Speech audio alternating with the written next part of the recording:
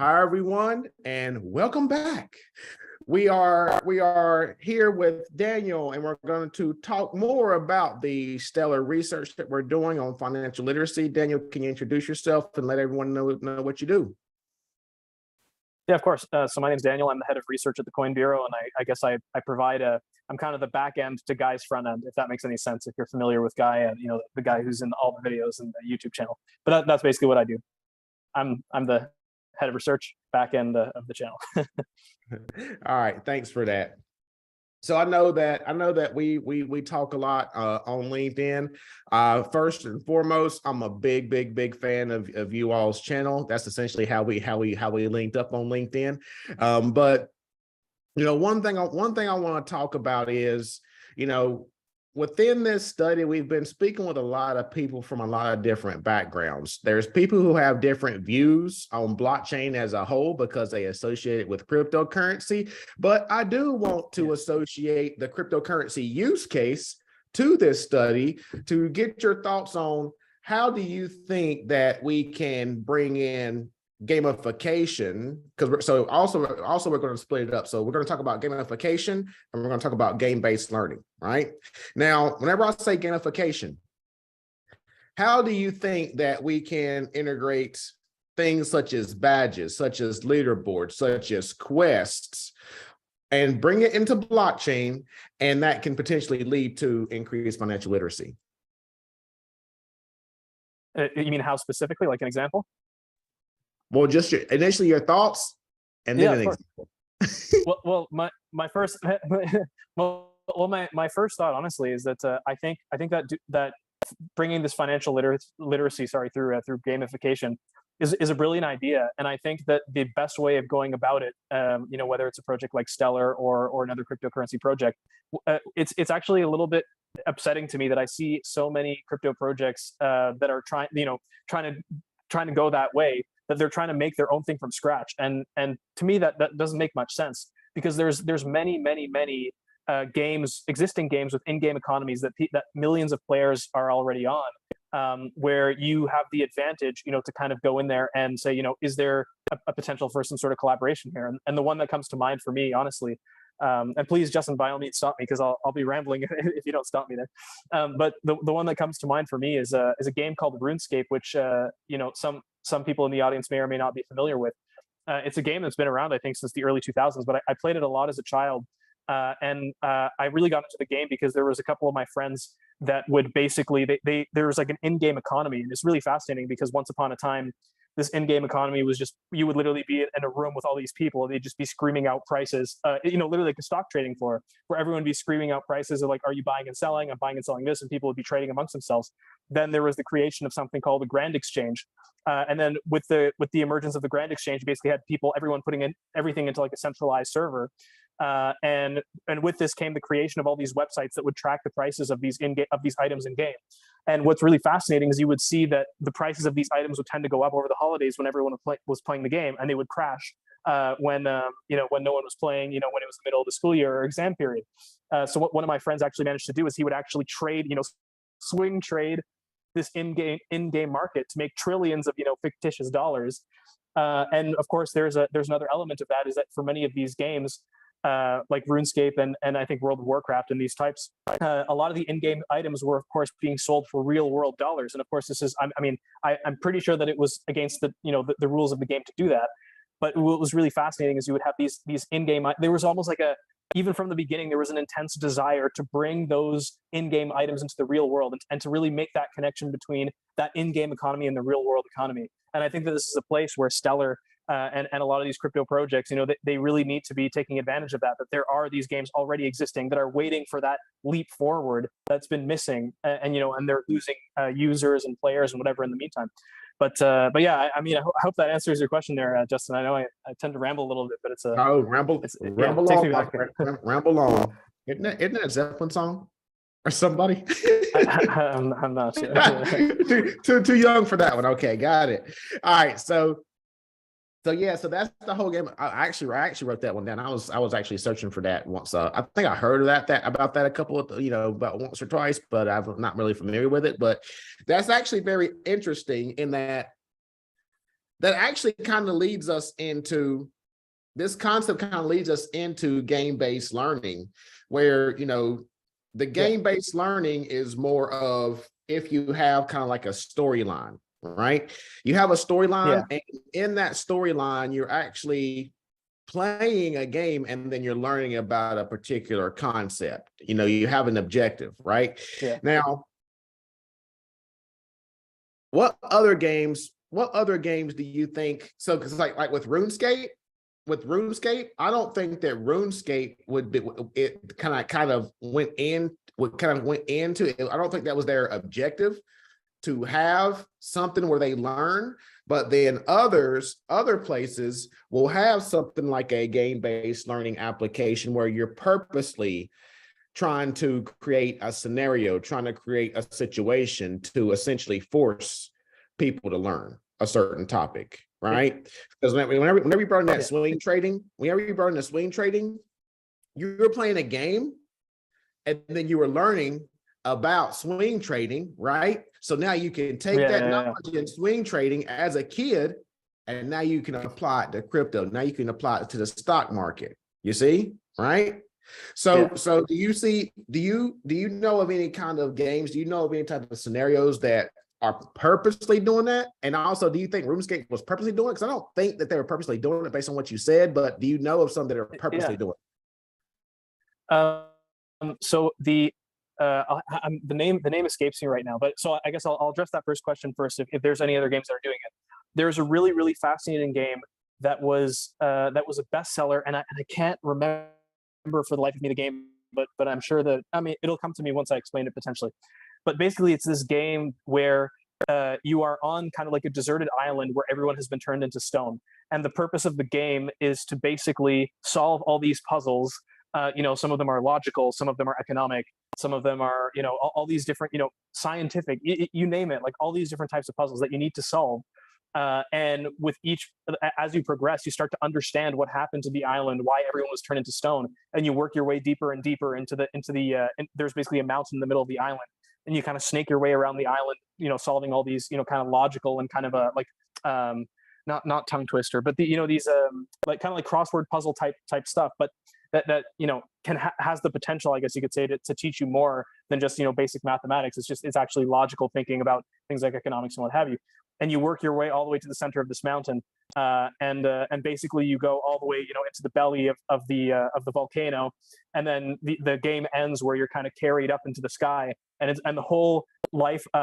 I think it's called The Witness, because the whole purpose of the game is to teach you at the end, like the final lesson you learn is that life has no meaning if there's no one there to witness it, which is, and basically at the very end, it's like where you're floating up into the sky, it's supposed to simulate like that you're dying, and you're basically, you know, seeing everything that you learn kind of drift away as you fly away.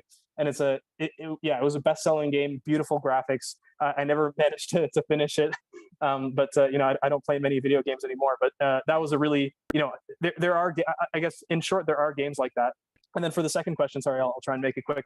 One thing that I want to finish off on that RuneScape thing that's really fascinating. So you're completely correct that when RuneScape was initially created, it was not created for the purpose of having this in-game economy. But then what happened was, as the people who were playing the game got older and they became, you know, older and more mature, there was more demand for, you know, more elaborate, I guess you could say, like gameplay that is more reflective of the reality of, let's say, someone who's in their like late teens or early 20s. So in my opinion, I think that's what ended up happening is you had the initial, like I said, where it was literally like a stock market floor where people are just trading, where it was really disorganized. Then I think sometime around 2008, they introduced this grand exchange. And then what happened, and the reason why the game has kind of gone downhill, is what the developers introduced was something called bonds, where you could basically, with real world money, because they knew there was all this trading going on of people selling in-game currency for real world currency. The company basically said, well, why don't we just sell you the currency directly instead of you going and buying it off someone else? But the problem is that the creation of this bond mechanism, where you can basically buy a bond and you can exchange it for in-game currency, it ended up inflating the value of everything in the game and kind of ruined the whole gaming experience. But again, which is really fascinating, right?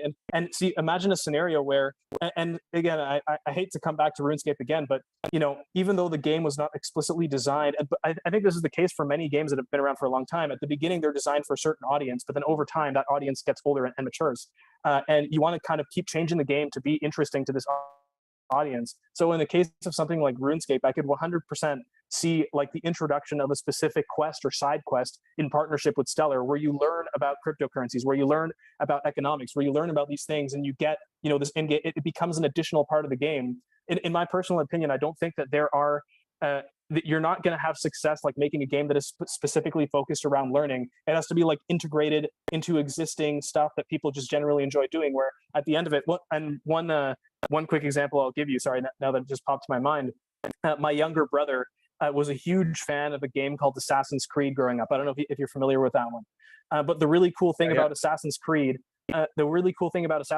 you might know this, Justin, is that at least the newer Assassin's Creeds, all the cities, like whether it's Florence or whatever, I can't remember which one, or Venice, but all the cities are actually modeled after the actual real world cities. So when my brother and I, with our parents, went to Europe, I guess it was to Venice or whatever, one of these cities that was in these Assassin's Creed games, my brother immediately knew, oh, we can take a shortcut through that alleyway, to get to this place that we want to go.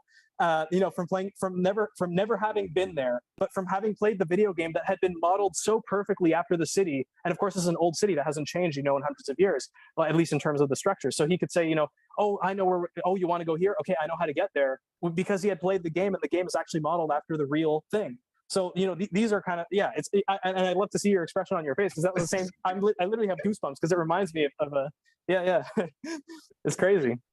Well, like that's real learning, Yeah, but also because like I had an interview with Laura Tanner, where she's actually doing her PhD dissertation on game-based learning and gamification, and she actually mentioned Assassin's Creed, and she teaches a lot within middle schools and high schools, and she says like the research has shown that those students are actually learning about history, like world history, by playing Assassin's Creed, right? So yeah, exactly. That's why I was looking like that. I was like, I just talked about this yesterday. This is crazy, but yeah, you make an excellent point in that. I think that integration is a key, right? And that's another thing I talked about. That's another thing I talked about with Aura yesterday, where the integration of gamification with the leaderboards and the quest and things like that need to be integrated with the game-based learning. Now, that's what games are, how games are done today, right? Also, look at Yuga Labs, Yuga Labs last event, right? That's exactly what they did. They did gamification with the leaderboard and getting the key, right? And then it was game-based. Well, I don't know how much you learned about it, but but they try to integrate it too. Go ahead. One thing just came to mind for me is that we think of gamification as going kind of or I guess the education aspect of this gamification as going in one direction, as in education going into games. But I think that there's a potential for it to go the other way as well, and I'll give you a really great example. So when I was in university, like I suck at math. Okay, like I studied psychology, philosophy. I did really well in those courses, but like I was just never able. My younger brother's an aerospace engineer, so he's he got that gene and I did not get it. But in university, we had a course on statistics, and me not being mathematical, like the only mandatory math course in university for psychology was statistics, and I ended up being one of the best in statistics. You know why? Because there was gamification where at the end of every single assignment of every whatever, you would see a leader. It wouldn't say who was who, but it would say you ranked X out of however many students. So I would see, oh, I was the top 10 out of like the 300. Well, I want to be number one, and imagine where you could change it the other way, where using something like like a Web3, like a MetaMask, or like a Stellar wallet, where you could have, because again, one of the great advantages of cryptocurrency is that everything's kind of pseudonymous. So what you could do is you could connect your student identity to like a digital wallet, and then that way the professor can actually show exactly what each person scored. And you can even award, like that for this assignment, this person came first, so they would get like a little, trophy that would be like an NFT, right? And this is so again, like, I guess my point being that it doesn't have to be education going into the games. It could be the games coming into education, and these are just very small, minor tweaks that would not cost very much, and that wouldn't be very difficult to implement. Where all of a sudden, you know, and you know, you can have students being like, oh, like and of course, because all these wallet names are all like, you know, just a jumble of numbers and letters, you could say, oh, this guy 0x, you know, 0x22, it's this guy, I found him, you know. And of course there's some, you know, potentially privacy issues there to be had. But at the same time, just again, the thing that worked for me for the statistics course that made me one of the best in that class was I could see at the end of every week that, like, oh, you know, I placed this amount and I want to be first. And to expand that into, you know, like I said, being able to see not just, you know, where my ranking was overall, but where my ranking was relative to the person above me or below me, to see the specific scores, to have everything kind of pseudonymous. So it's just like, you know, there's no mention of a person's name, where you can see that this person has won X amount of trophies. So you could say, oh, this guy who is otherwise the best, you know, this guy has come first every single time, but for this particular assignment, he did really poorly, which, you know, and so it would kind of, yeah, it would make things really interesting, not only for the students, but even for the professors, where they could see, you know, what happened to the student who had been doing well every single week, and then this one week something went wrong. Maybe it's worth investigating. Maybe it's something that we should, you know, even potentially strike. It's like maybe they had a relative who died or whatever. You know what I mean? Like there's a potential there to understand, not only gamify, but also give more insights into actually the, you know, the competence, or not the competency, but the, I guess you could say, like the mental state of the student over the course of the semester. Anyway, I'll leave that. Yeah, that's very good. That's very good. That's a great idea. You know, because so as a part of this research, as a part of this grant, we're actually developing a website called LearnWeb3.network, where that's essentially what we're going to try to do. We're going to have a leaderboard, and then the students are going to take kind of quests or tasks or things like that, and then are going to get a badge just written to the blockchain, right? So then from there, once they do that, not only are they going to be on a leaderboard that's going to encourage them to continue to take those classes and get those badges, but now you're actually creating your Web3 resume, you know, with your wallet. You know, similar to what we have on LinkedIn, you know, with the LinkedIn learning badges and things like that. Same exact thing, you know. So yeah, that's an excellent idea of, you know, you can create a dashboard, something very simple, right? And then any teacher, any student can bring that into the classroom. So yeah, I love that idea. Love that idea. So do you have anything else that you want to add on this study?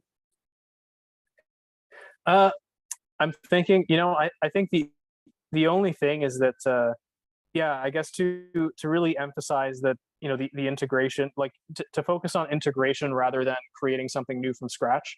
And just that it goes both directions. It goes from education into games, from games into education. I guess that's it. I can't think of anything off the top of my head, and I'm not going to waste a couple minutes here just looking into the distance. All right, thanks. Yes, I like that. So those are two biggies. Those will probably be sections in the study that we need to dig deeper into. You know, the integration, and then the two-way implementation, if you will. Exactly. All right. Yes, thank you for that. So Daniel, where can people find you? Oh, I would recommend just following me on LinkedIn, because it's a little bit more PG. I tend to post, I'm just constantly retweeting, you know, the crazy stuff. Like, so yeah, just find me on LinkedIn, Daniel Philip Krupka. Feel free to follow me there. I'm posting stuff about the markets, and I mean, you can follow me on Twitter too, but you might be a little bit shocked. It's a real mix of stuff. Yeah. All right, excellent. All right, thank you for your time, and everyone else. Until next time, thanks. Thank you.